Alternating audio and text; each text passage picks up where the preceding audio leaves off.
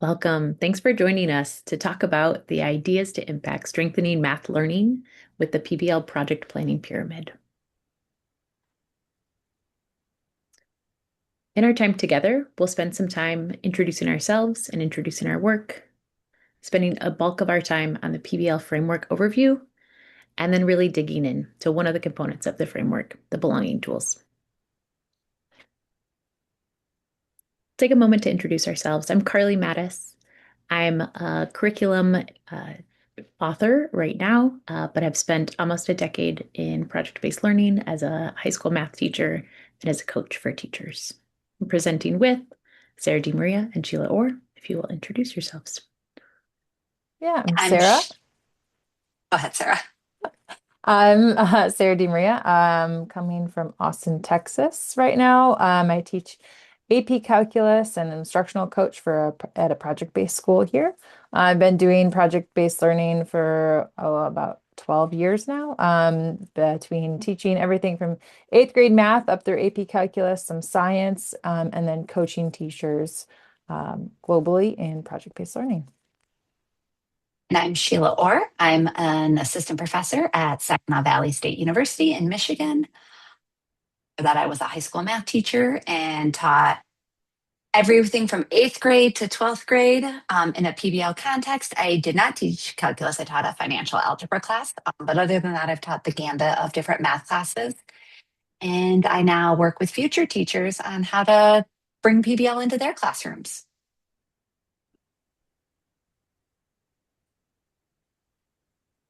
So we're excited to share with you in our time together, but we always find it really important to situate these conversations in our commitments to education and in thinking about progressive pedagogies. And so here, I'll take a moment just to read these. Every student deserves access to high quality, discipline rich math experiences. This is one of our foundations where we really think that every student that enters our classrooms deserves these opportunities. Educators are experts in their content, pedagogy, and curriculum. As we talk in this video, we hope that you feel empowered as educators in your classroom to really stand up in that way and to use these skills going forward, and that the most meaningful learning experiences are rooted in community. Let's go ahead and dive in. So we came together. We were all teachers in PBL schools in different parts of the country. Carly was in California, Sarah is in Texas, and I was in Michigan. And we were all trying out this PBL thing. And we kept getting the same message, which was like, PBL is great. It does such good stuff in classrooms. It's kids love it. I was like, it doesn't really work in math class. And like, that's not true. And we came together because we all had these experiences where we were successful in math and we were having our students engage in rich PBL opportunities. And what we really realized is that it's possible and it can be a successful lever for rigorous math curriculum. You just have to plan for it and you have to strategically think about what goes into your PBL project to make sure that the math doesn't get lost and the authenticity doesn't get lost. So tonight we'll ground ourselves a little bit about around PBL, and then we'll talk to you about like how this is that successful lever. So first I want to just position like the difference between projects and PBL. And so at some point we've probably all experienced as a student what a project is. The teacher tells you what to do. It can be done alone. You probably had the rubric on your own, or a checklist. It's just really focused on creating this one thing. It could have some connection to the real world, or it could be just to make a model of something to demonstrate learning at the end. But it was after the learning happened. All of the students might make the same. I like to use an example of like a model of a heart. Um, and and at the end, everything looks pretty and you made a thing, but that's more of a traditional project. In PBL, it's the process that happens along the way. The project is launched right from the beginning. It requires collaboration. Students drive the learning. It's connected to something within the community. It's authentic. It's focused on both the learning and the product simultaneously. Things are woven together. And there's differences in those products that students are creating.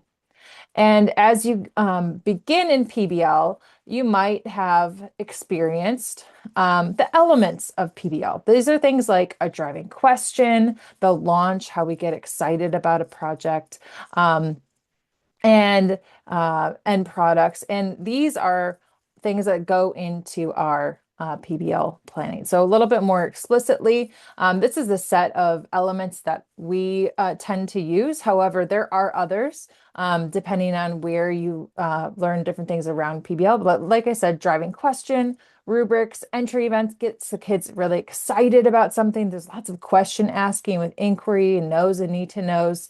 Again, students have a voice in the process. It culminates with a presentation and assessment, and we scaffold the students along the way to get there. And this is a really good foundation for like the overarching arc of what PBL is.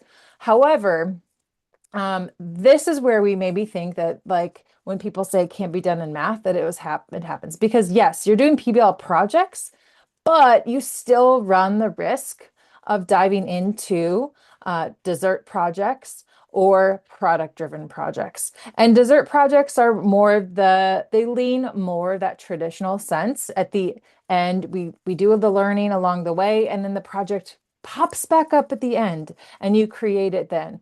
Product-driven projects, are where you get a little bit lost and excited in the model that you're making, in the social media campaign you're creating or something. And then, oh, we never learned about polynomials or factoring. But it looks good.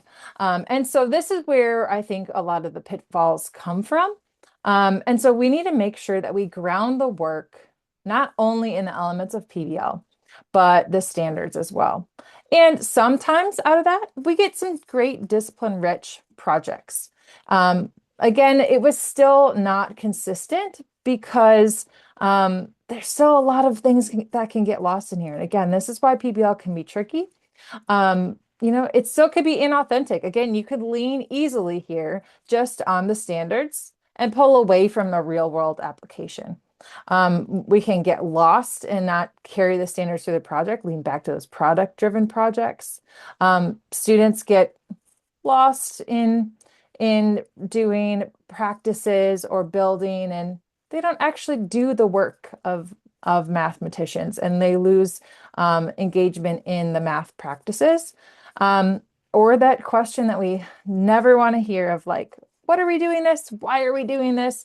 How does this connect to our project? The loss of the coherence in the student experience keeps coming up. So we really believe in giving our students these discipline-rich projects where they can see themselves in the math that cultivates belonging.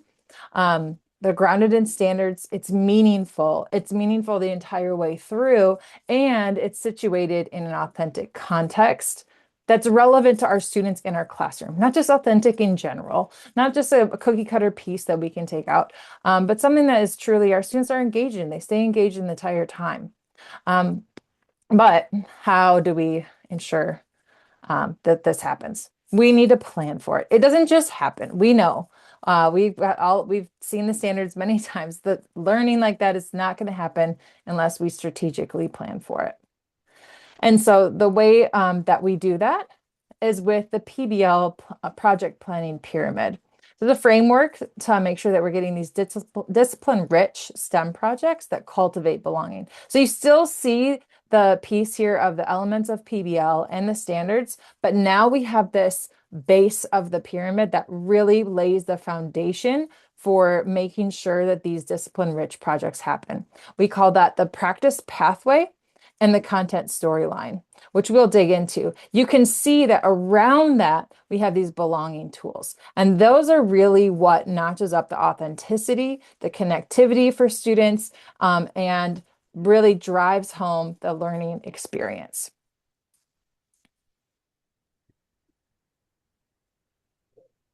Thanks, Sarah. So we're going to dig into these core components and what you could hear from what Sarah was sharing is this got us excited. We got really excited to see something that felt more possible, more planned, more structured to allow us to ensure that we were always getting these discipline-rich projects that ensured belonging. And so this framework, this pyramid that we've put together includes these core elements. So those standards are at the middle, and that's something that you will always be uh, held to in your classroom, and those should really always stay at the center. And what we're going to dig into is these outer elements.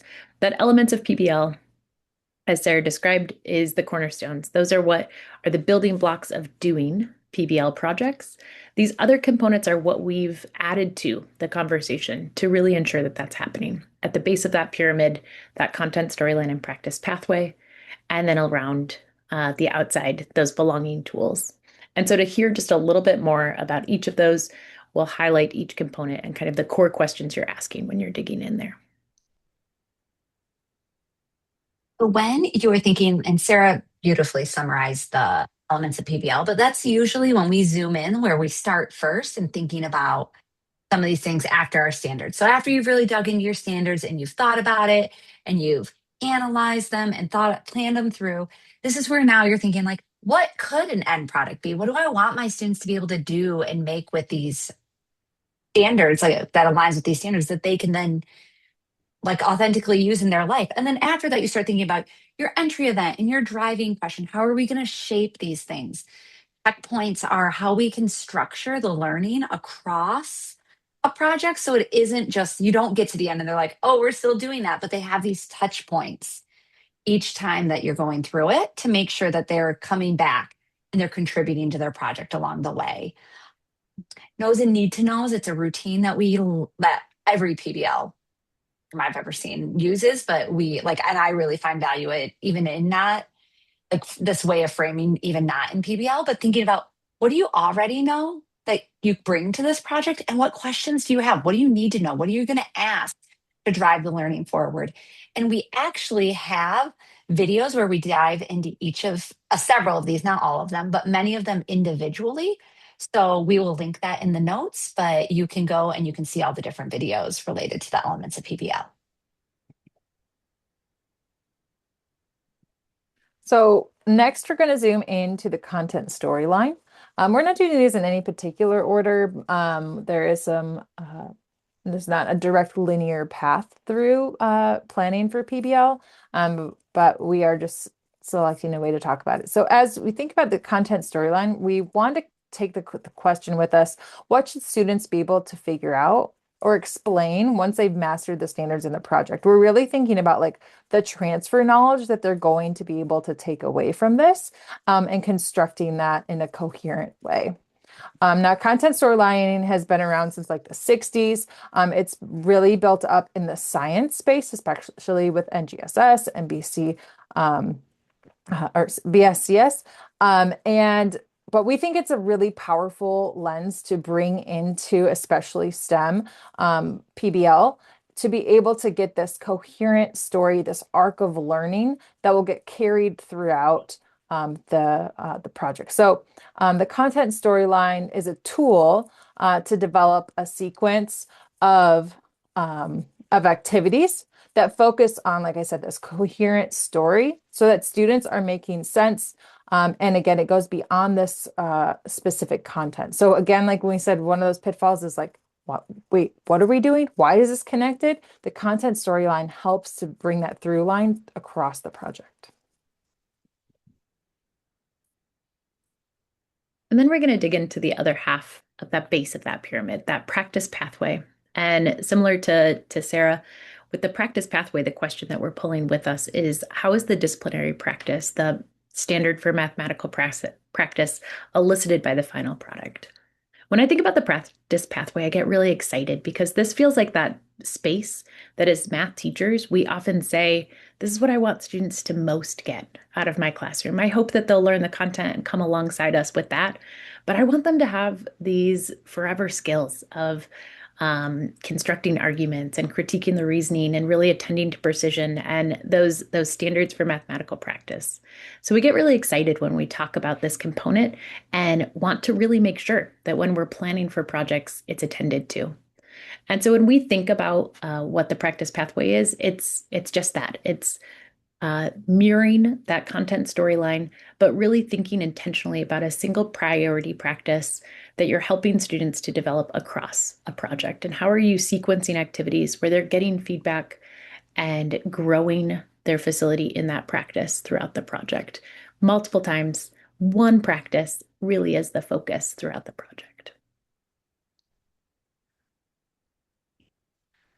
And so as we've made it around the pyramid, again, we see these belonging tools as what is going to bring this piece together. So a belonging tool is something that's going to have us explicitly attending to the goal of advancing access and justice. And this is what really brings our students and our communities into our projects. It grounds it in our specific audience, our specific context, and gives purpose to our learning beyond our textbooks, beyond the standards.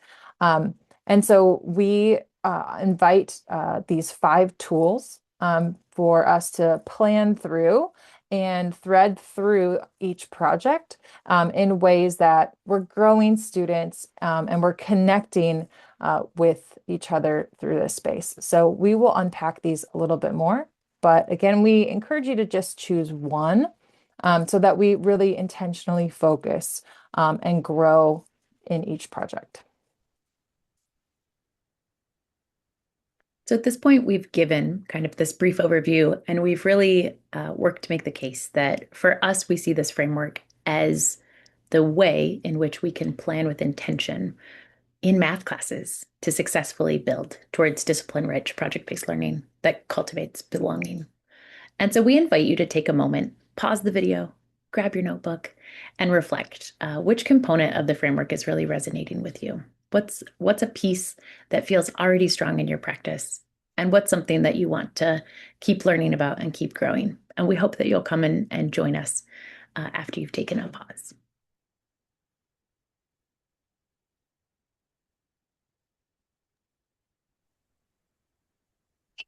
And so as we were talking, and we just kind of want to go like thinking back to our commitments. So one of our commitments is that every student deserves high quality math experiences. Like that is who what we believe as teachers and educators. And because of that, to have every student be in our classroom be able to have these experiences they deserve, we need to make sure equitable learning is happening. We need to make sure all students have access to our classrooms. And we really believe, and we have seen, and the research shows that equitable learning thrives in project-based learning. Project-based learning is a space where this can happen. But when we developed our pyramid originally, and so when we first came together, we actually didn't have the belonging tools. This is what it originally looked like. And we had really thought about project-based learning and what we had had success in but as we were digging into this new pyramid that we had conceptualized, we realized that there definitely was something that we felt like was still missing, that wasn't quite hitting exactly what we thought about. And what we realized was that when students were the most successful in our most successful projects, they were happening not just when we were attending to these things in the pyramid, but they were also happening when students' identities were affirmed, when students were learning and challenging, having these experiences that challenged their thinking. It was happening when we were using investigations that in curriculum that really dug into social justice issues in their communities and making them see how math is relevant beyond just the math classroom and this like typical math problem, but really connected to things that they cared about in their world. And thinking about our teaching practices, like it was happening when we were using these really transformative and responsive teaching practices that extend beyond just typical classrooms. And then there's one more thinking about that they were empowered. So these are our surprise, our tools. And I'm going to talk more about each in a second. But like also when students were empowered to take action or really reflect on what was happening. Like the most successful projects we saw happened when students were given an opportunity to actually act, and not it wasn't always a simulation every time, that stopped at the teacher. And so that really brought us back together as we generated these ideas and thought about these practices. And we realized the belonging tools were a core component of those. And those were things that were critical to our practice. And if you see, I just had named them all: students affirming students' identities and community knowledge, creating challenging and equitable learning experiences, social justice oriented curriculum and investigations, transformative and responsive teaching practices, and empowerment through action and reflection. And we see each of those not as separate from the other components of our pyramid, but really overlaying them. They are connected to every single thing that is happening within the pyramid. And so when we talk about these different practices, what we're drawing on, like, these weren't things that the three of us just thought up on our own. We're drawing on such a wealth of knowledge that already exists in the math education world, and things that people have already been engaging with for a long time.